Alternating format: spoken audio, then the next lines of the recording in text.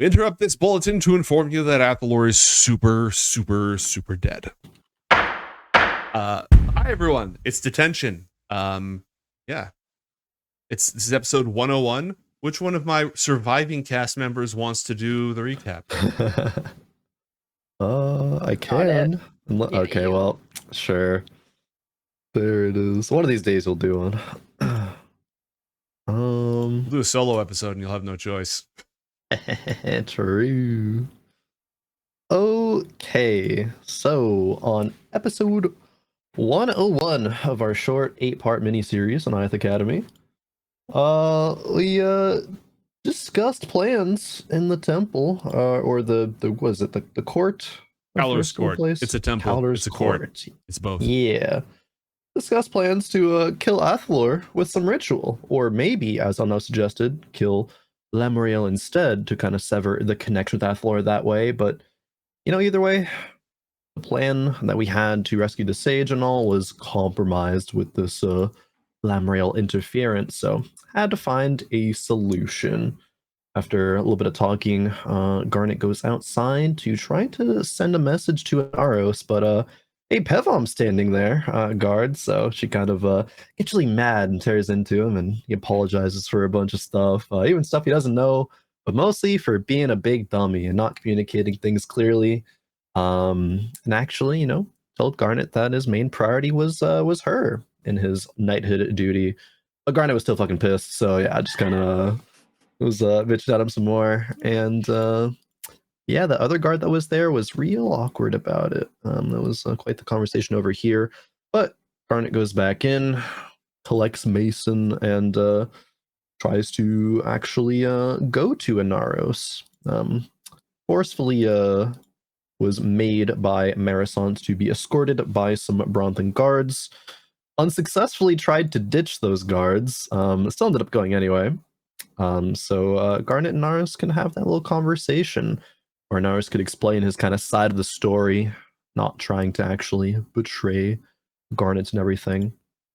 Yeah, conversation goes pretty well. They hash things out a little bit, and then return to Athalor and wait until they go to the ritual place and start prepping for the ritual, slab some ash on them and do some prayers, and they kind of go from East Temple to the South Temple and all kind of around the city in different kind of parts of this ritual process, where Athalor does learn that in this kind of ritual process to separate him from Lamriel, there would be some sacrifice, mainly his innate connection to the Gyre and to the Alfar elves, which Athalor says, it gotta be done. So continues on with the process.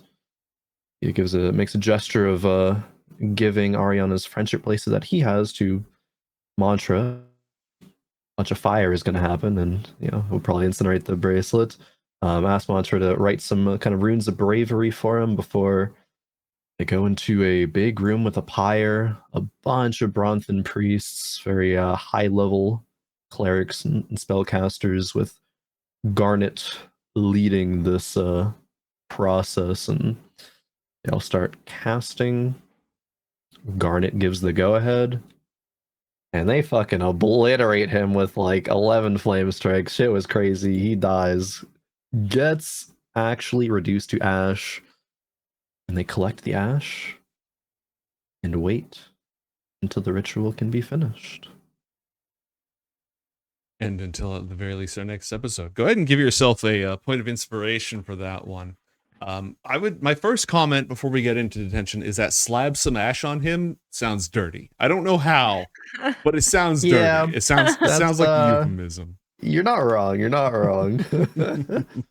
Yeah, well, Mantra's dick was out. That was part of the episode. We forgot about that. Yeah, that's not in a book. Not in a book. Friends help each other pee. True. Mm-hmm. If I had a nickel for every time one of Crone's characters, etc., etc. I have 2 nickels. So, Levin, I had a lot of fun today. I really enjoyed today's episode. All of it, from the conversations in the temple to the attempting to escape from the Phoenix Knights. That whole scene made me laugh. I loved it. But if we hadn't done this scene, we probably would have had time to resolve what's going to happen to Athalor today. Well, I left you with a cliffhanger. How about thanks? How about a thanks? All right, fine. It was a gift. It was in fact a gift. You're right. Yeah. Let's go ahead and do stars and wishes as usual. Crowan, you know what? We just made you go because you had to do the thing. So Lemon, stars and wishes for today. Oh, Unless Lemon steals my star, then I'll be mad. But I don't think so. Just like I've Mario had a lot of Party. stars today. Oh, I think the star was. Oh, that's hard. The conversation with Pevon was pretty fun. Escaping the guards was pretty fun. The ending was pretty fun. Oh, those are 3 stars. I guess for funny, it's the guard escaping the guards. For funny, cute stuff, Pevon, and for like good shit. Good shit. It's the funeral. Incineration. Yeah. Wishes, but Pevon is such a fucking beta for a knight. So, wishing to see how he develops as a character and or man and or whatever. Wish for Pevon to grow a pair. Good wish. Good wish. What about you? Oh, it has to be the very specific leg day bit at the end of repeating the 2 lines is never too late for anyone. That's not the end. Let's hope they are right. Like, fucking chef's kiss to leg day for that one. That was peak. Fucking peak. That was my star by far. It's a pity he's out of the show now, so you won't be able to tell him that. Yeah, unlucky. That's his last words. They were good ones. They were good ones. Wish. That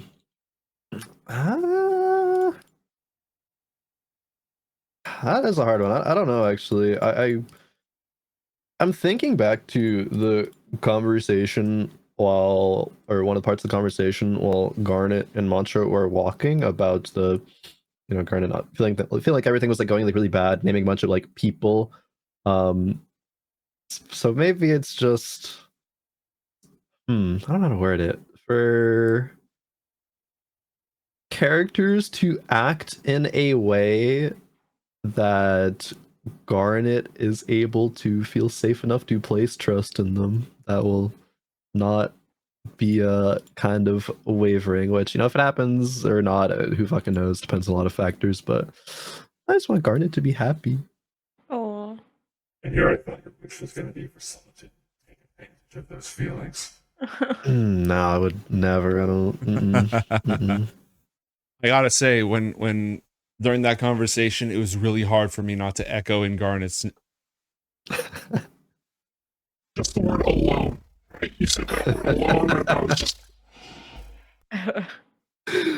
I mean, yeah, whatever you want to do with that. This has been an episode brought to you by depression of being part of killing your best friend. Mm-hmm. So, I mean, the whole like faith being shooketh within Garnet is something that's been starting to be resolved, but not to the point of she would trust Zalar to 100% bring this person back as a non-Bronthan and as someone who is fucked around and found out. So like she is like probably close to 0% having faith in this and is fully going to this thinking she just said bye to Athalor. So it's depression episode. Also with I think kind of like what she said to Mason was like kind of shit is really hitting the fan in terms of like friendships or not, she's still friends, but in terms of like having people around is weird. It's kind of mostly like, oh, it feels like the end of the world in a teenager's mind. But as Mason was trying to comfort, it isn't. And it's, when you say it's not the end of the world to someone who thinks that it's the end of the world, it doesn't necessarily click in until you find out it's not the end of the world. So it's kind of that time right now. If only the Herald was bogged down, he'd have a field day right now. But he's literally busy. So unlucky. Busy. More depressed people to look after. I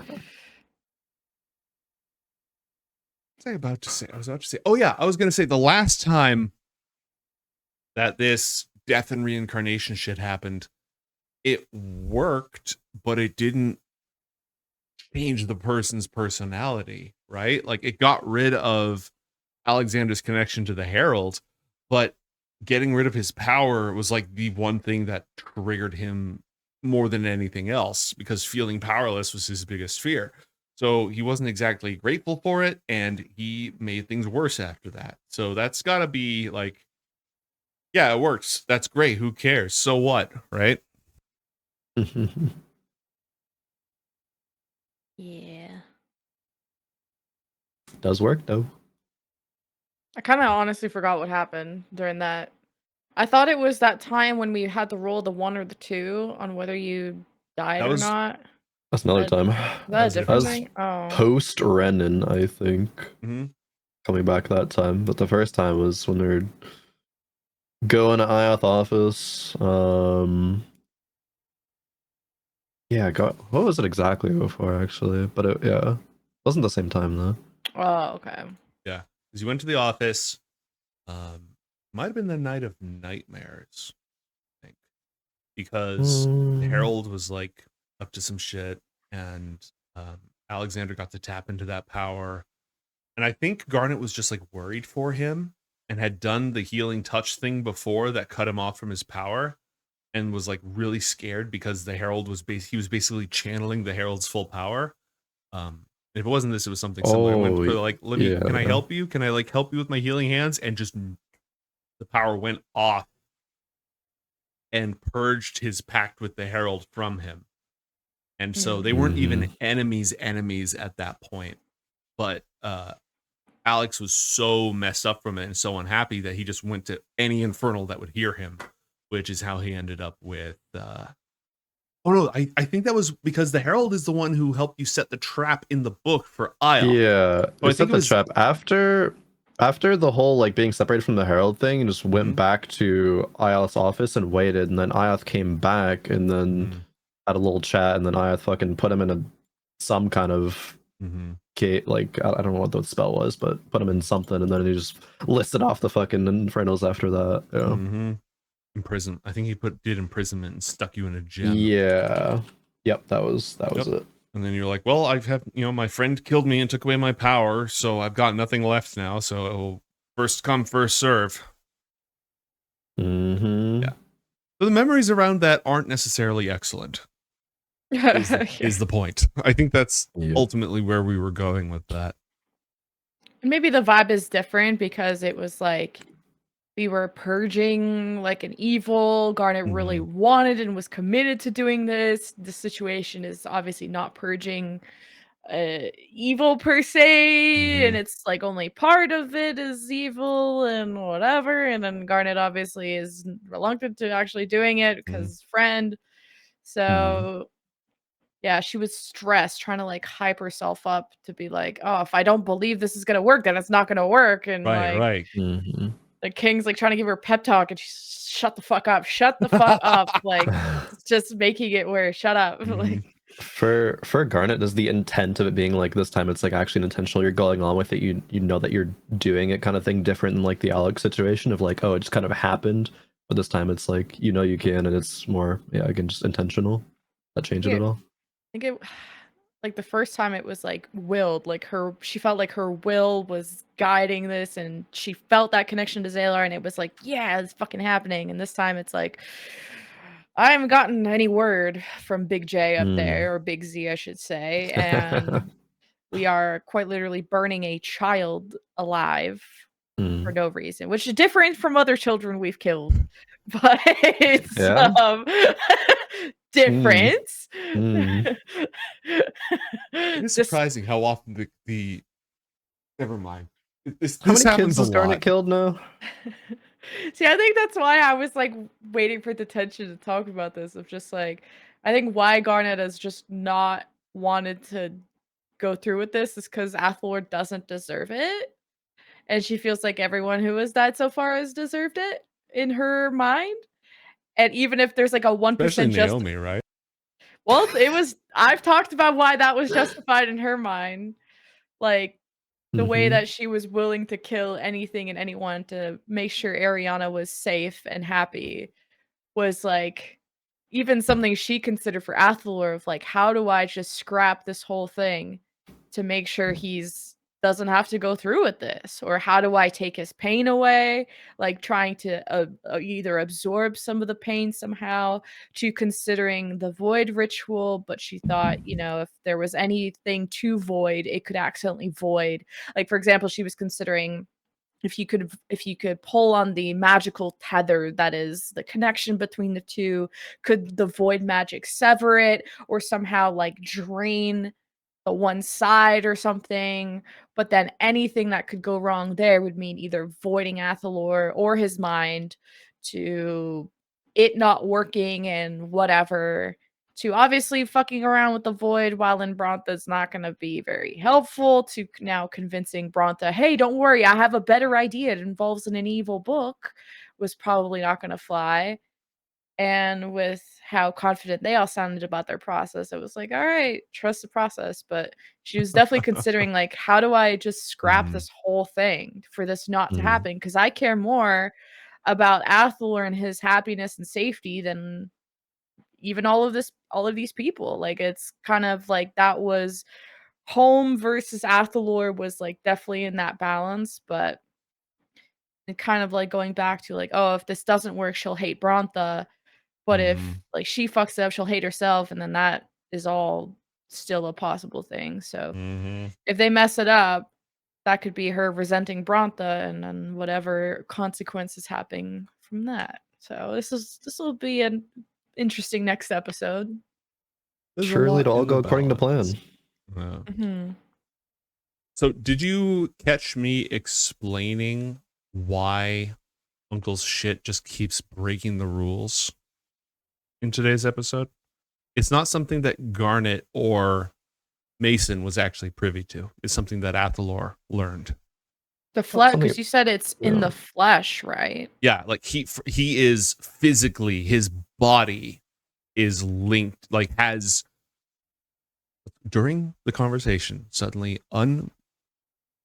unwanted and unwelcome and not applicable, but I did start thinking about midichlorians. But no, Athalor's body literally had like nerve endings and such that directly connect him to Uncle. The fuck? Yeah. He's like a fabricated person and GMO, genetically engineered something. He realized that he's built differently. He does Yeah. not know the circumstances, but that's why it allows Uncle to act as if he's physically present for the purpose of overcoming things, but avoid the consequences of actually being physically present because of the type of link that it created. That's OP. Yeah. Oh yeah. Yeah, It's because I was big. thinking about that. I was like, bro, like, is this some Baldur's Gate? Like, bro actually has a tadpole?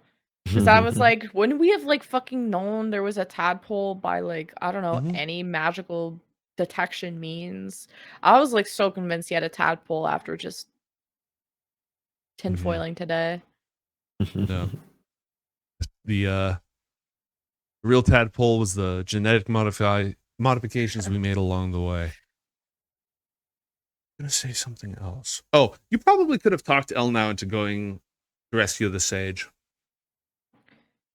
Yeah, I thought about it, but then I think when the worry increased about whether this process would work, I Mm-hmm. think the regret of like if Athalor didn't come back, the regret of man, we should have stayed with him until his Mm-hmm. final moments to say bye, slash if she left and things fucked up, she would have been like, I should have been there to make sure it went well. Mm-hmm. So it was probably gonna be full with regret. And then plus the fact that El now said something like, well, the whole plant's compromised and fucked anyway, so going a little quicker is probably not gonna make a huge difference. So I was like, That's what. oh yeah, that kind of makes sense to me. That's why in her head she was like, we either do the completely unexpected thing, which is just we scrap the plan and go kill this bastard, and hope that our like you using the book and us just using our general protagonist status can defeat what the sage couldn't. And also just doing it completely unexpectedly while Athalor's in lockdown and can't share information with Lamriel. She was like, either we do this complete left field thing, or we both have time to prepare because he's warned, so we have no element of surprise. Yeah, There I is al- figured like I think she has enough respect for the sage, even though she Mhm. hates her, that like if she lost that fight to them, Mhm. and to be honest, I thought it was a 1v1, but now that it was like a It was a 1v2, it's 2v1. like, or 2v1, whatever, then Mhm. okay, that kind of changes things. But she respects the sage enough to know, like, okay, if she lost and couldn't even like call for help or really do anything about the situation, then this is Mhm. some shit that we want to at least assess properly than just storm in. Rare forethought. Which it's like a because he's a mental dude. This isn't just fighting fire with fire. This is someone Right. who can like fucking spin any of us. Which like worst case, he just takes control of L now, fucking disintegrates both of us, takes Mhm. the staff and just nukes everything. So it's like let's True. not bring our golden egg to the mind control demon. Like let's. Mhm. Although I guess like the whole mind blank might have helped, but we also don't fully understand how he's functions, and we haven't. I guess mind blank worked on Athalor, so we think. Yeah. Mind Blank So worked on Athalor. It blocks all psychic damage. The problem, and this is the problem that affected the Sage, because I actually like while I was playing so much action figures that day.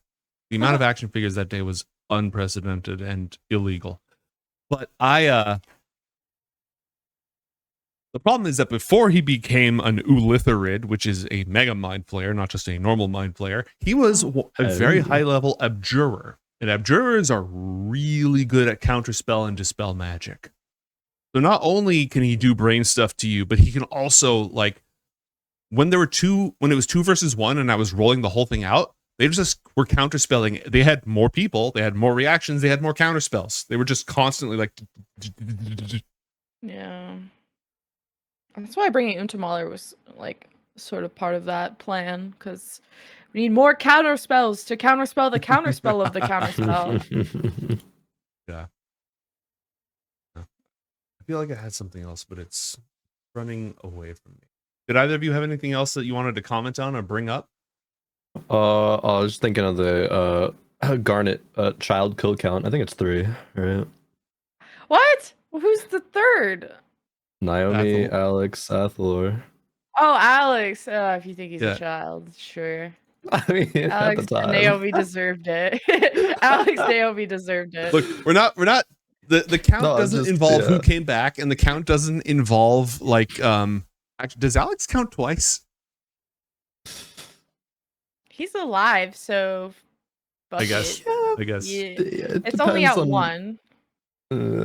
Wait, what? Well, No, Naomi's it's the only like, one who's died. Athalor's like in ashes, maybe come back. no, I mean, killed is still 3. It's just who are still dead is, just 1. Yeah, Hey, to be I- killed, you need to be dead. And if they are no longer That's dead, not how then- D&D Absolutely works. no. Absolutely not. That is 100%. This is a fantasy world. Your argument is invalid. Yeah. Damn. Let's not add a third child to this trauma, because I don't. There was 3 strikes, you're out. Is that like the invisible like warning trauma level? Like once you pass this threshold, open the sealed letters that tell you, phase 2. Yeah. You must have this much trauma to enter the void. Yeah. That's fine, because when you enter the void, then it, depletes the trauma a little Exactly. bit. So. And everything else.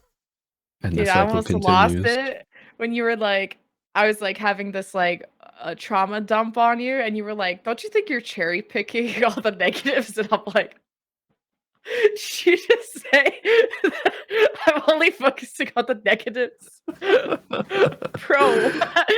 And then you like saved it, but I was like, "No way, bro." Said it's not that bad. To the person who's got to do some shit. Calm It's not that down. bad, bro. Yeah, Calm just down, like just get chill. You ever over think it. of that? No. Chill. Smoke this.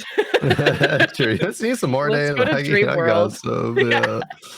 Let's go back to the Silent City where I won't have to hear you talk. Damn. That's a good Maybe line. some mad Roger would never say that. That's a good line. Yeah, that's going in the record. Yeah, The Silent City. Don't have to hear you talk. Yep, that's a new record. A God plus. damn Love it. Anything Oh, else, team? Yeah, how I feel like I didn't hear enough about Mantra's vibes today about like true vibes. Is there anything you haven't said that Mantra is going through right now or some shit or things? I don't think anything's super different. Maybe to put it more in perspective, Mantra's still kind of taking the role of like, this is people going through shit, and like while he's one of the people going through shit, it's not like he doesn't think about it that way. He just thinks about like, okay, how can I try to, be there for other people? But also sometimes it's like, oh, this is shit that I don't really, maybe I'm overstepping in like getting too kind of into it. Being the blessed child and Brontha and being, big ritual shit, it kind of feels like other people should take the say of like what happens, but it'll be there in support in kind of any way that he can. As much as possible kind of thing. Nothing super different than the norm. Just as I don't know, absorbed by the grandness of it all still. Ritual sacrifice of Athalor is, Yeah. Okay, good. Good supportive That's friend. it. Non-problematic. That's good Very good. allyship. Listen and help. I'll try. Like, really want me to run from these guards? I don't. Okay, fuck it. Okay, sure. I'll run. I'll do it. I'm listening, but this shit doesn't suck that much, Garnet. Like, it's not that bad. shit could be actually worse, and you're overreacting. There are starving children in know, Ipgos. Certainly not quite the intent of that for Mantra, I think, but it probably, that's how it came off. That's how it came off. Oh, it was saved. It was just like how it started. Yeah. I was like, oh, this is gonna end badly. No, that's fair. That's fair.